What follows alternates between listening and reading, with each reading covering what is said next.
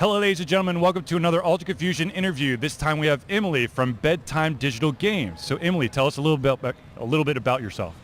Hello. So yeah, I'm Emilie. I am a French person who decided to move to Denmark to work for Bedtime Digital Games on Figment. I'm a producer in the company, but for Figment I handle the marketing side. So how long has Bedtime Digital Games been around? We've been around for 4 years actually. So yeah. And I've noticed that you have Back to Bed, which is actually a game that I played on the ill-fated Ouya, but it was actually a very interesting game. Thank you.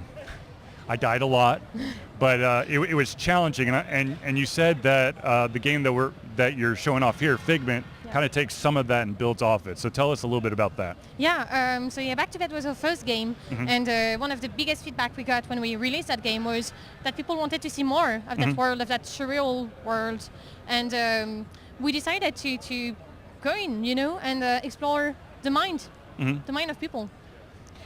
So, so in the process of making Figment, what has been one of the biggest hurdles that you've had to overcome to get this game to where it is today?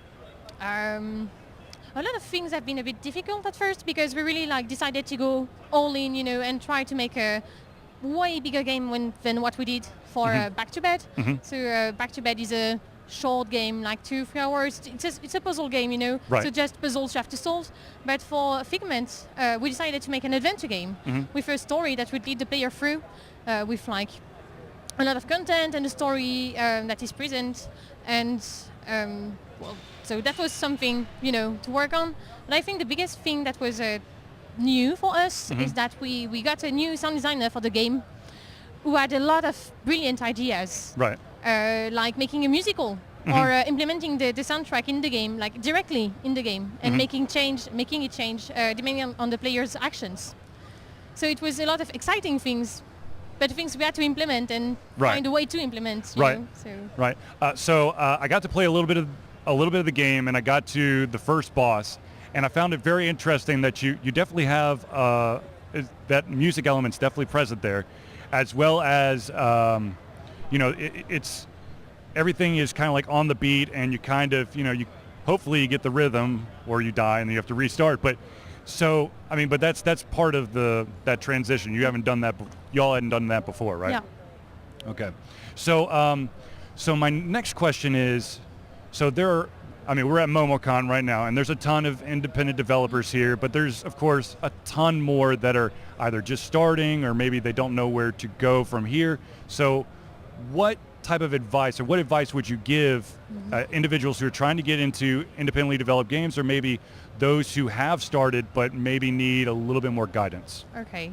I think my main advice would be to try to get involved with the other game devs, simply. Try to go into the community, go to game jams, try to know if there is something in your areas, like regular events. Back in Aalborg, where we are, we try to organize regularly meetings with game devs. So I think that's the best way to start, actually, because that way you can learn about other people, what they did, what worked, what didn't work, and more importantly, you can find motivation to keep working on your games.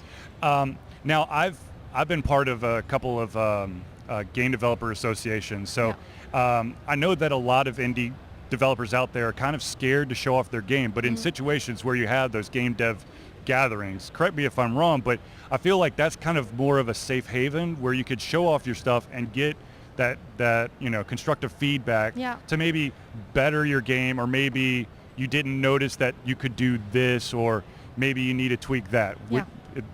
Are we on the same wavelength? Yeah, completely. Yeah. Okay. The thing is that when you show the game to a simple player, they will say, I have this problem, or you should do that in the game. Right. But that doesn't explain what is really the root of the problem and why they felt that way. But if you play with other game dev, if you show them the game and they give feedbacks, they will be able to give a more constructed feedback, which is always useful when you start. Okay.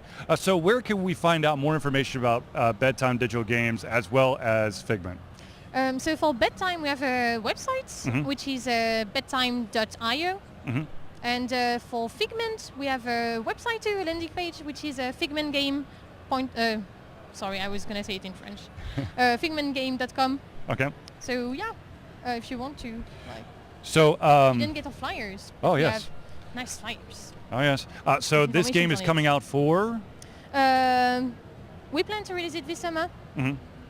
And it's going to be released on Steam first. Okay. And then we'll release it on major consoles. Okay.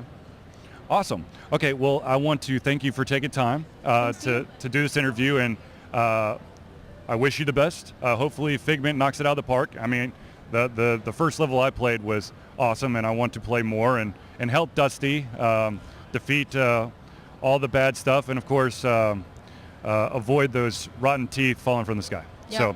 So, once again, thank you for taking time, and everybody check out Bedtime Digital Games. They've got 3 games out. Yeah. Figment is coming, Back to Bed, and then Chronology. Yeah. Awesome. Thank you again. Thanks to you. Thanks.